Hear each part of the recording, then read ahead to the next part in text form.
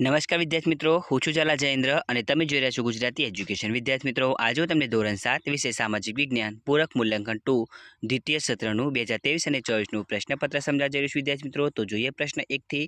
એની અંદર વિદ્યાર્થી મિત્રો વિકલ્પો આપેલા છે અને વિકલ્પો તમારે 8 માર્કના રહેશે.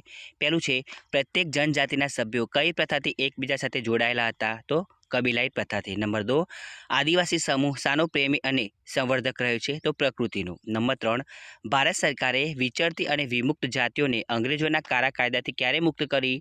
તો ઈસવીસન 1962માં. નંબર 4, શીખ ધર્મના સ્થાપક કોણ હતા? ગુરુ નાનક. નંબર 5, તરણેતરનો મેળો કયા જિલ્લામાં યોજાય છે? તો સુરેન્દ્રનગરમાં. નંબર 6, સામાન્ય રીતે પૂરની ઘટનાને કોની સાથે જોડવામાં આવે છે? તો નદી સાથે. નંબર 7, જમીનના ધોવાણ માટે નીચે પૈકી કયું પરિબળ જવાબદાર ન ગણી શકાય? તો વન્ય પ્રાણી જીવન. નંબર 8, વિશ્વમાં સ્વર સામ્રાજ્ઞી તરીકે પોતાની આગવી ઓળખ કોણે મેળવી છે? તો લતા મંગેશકર. હવે પ્રશ્ન 2ની અંદર ખાલી જગ્યાઓ આપેલી છે.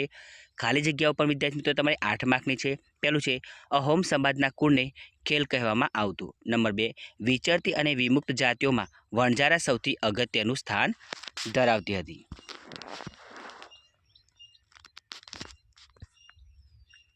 નંબર 3, પોઠનો સમૂહ તાંડુ તરીકે ઓળખાતો. નંબર 4, તુલસીદાસનો રામચરિતમાનસ નામનો ગ્રંથ ભારતીય સમાજમાં ખૂબ જ લોકપ્રિય છે. નંબર 5, બંગાળી ભાષાનો ઉદ્ભવ સંસ્કૃત ભાષામાંથી થયો હોવાનું મનાય છે. નંબર 6, સામાન્ય રીતે પૃથ્વી સપાટીના કંપનને ભૂકંપ કહે છે. નંબર 7, ભારતમાં સૌથી વધુ જંગલો અંદમાન નિકોબાર દ્વીપ સમૂહમાં આવેલા છે. નંબર 8, સુષ્મા સ્વરાજ આપણા દેશના પ્રથમ મહિલા વિદેશ મંત્રી હતા. હવે પ્રશ્ન 3, એની અંદર ખરા ખોટા આપેલા છે અને ખરા ખોટા વિદ્યાર્થી મિત્રો તમારે 8 માર્કના રહેશે. પહેલું છે, આદિવાસી સમૂહ નૃત્યવાદોનો પ્રેમી અને સંવર્ધક છે. તો વિધાન ખોટું છે.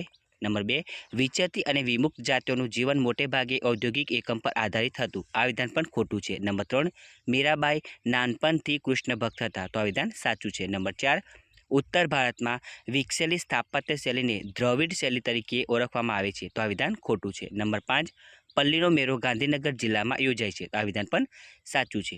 નંબર 6, વાવાઝોડાને ચક્રવાતના નામે પણ ઓળખવામાં આવે છે. આ વિધાન પણ સાચું છે. નંબર 7, જંગલો જમીનનું ધોવાણ કરે છે. આ વિધાન ખોટું છે. નંબર 8, ભારતીય સમાજમાં છોકરાઓ અને છોકરીઓના ઉછેરની બાબતમાં ભિન્નતા પ્રવર્તે છે. તો આ વિધાન સાચું છે.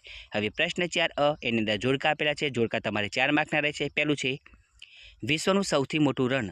તો એમાં આવશે સહરા. બીજું, રણનું મુખ્ય પ્રાણી? તો એમાં આવશે ઊંટ. નંબર 3, ભારતનું ઠંડુ રણ? તો લડાખ. નંબર 4, લડાખનું મુખ્ય શહેર? તો એમાં આવશે લેહ. હવે એની અંદર વિદ્યાર્થી મિત્રો નીચેના દરેક સંત વિશે 2-3 વાક્યો લખો. તમારે 4 માર્કનું રહેશે વિદ્યાર્થી મિત્રો. અને પહેલું છે તુલસીદાસ. તો તુલસીદાસ ઉત્તર ભારતના મહાન સંત હતા. યુવાનીમાં સાધુ બન્યા હતા. તેમને રામાયણ ગ્રંથ ઉપરથી લોકભાષામાં રચેલું રામચરિતમાનસ આજે પણ ખૂબ જ લોકપ્રિય છે અને તેમની કથાઓ પણ થાય છે.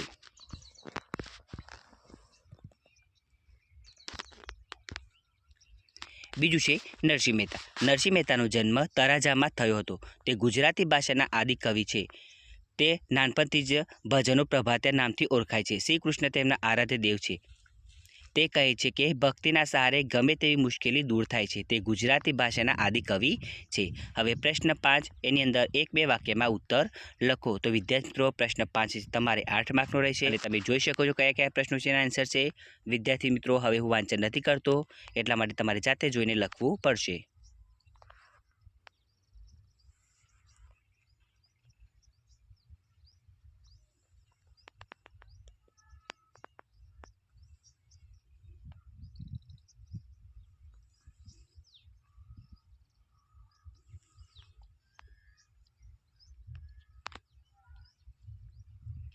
તો વિદ્યાર્થી મિત્રો તમને મારી આ વિડીયો પસંદ આવ્યો હોય તો વિડીયોને લાઇક કરો, કમેન્ટ કરો, શેર કરો અને સબસ્ક્રાઈબ જરૂર કરો. ધન્યવાદ.